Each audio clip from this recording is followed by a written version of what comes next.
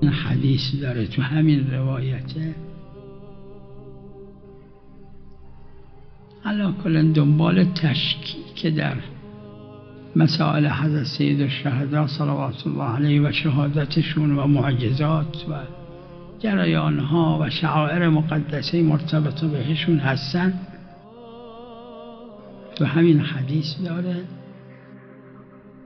که پیغمبر خدا فرمودن که وقتی که حضرت سید الشهدا اون لحظه شهادت، کلمه لحظه نیست،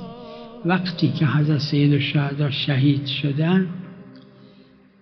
ابلیس ابوالعبالسه، همون که قبل خلقت حضرت آدم بود و تا حالا هست و میلیاردها ابالسه و شیاطین تحت امرش هستن،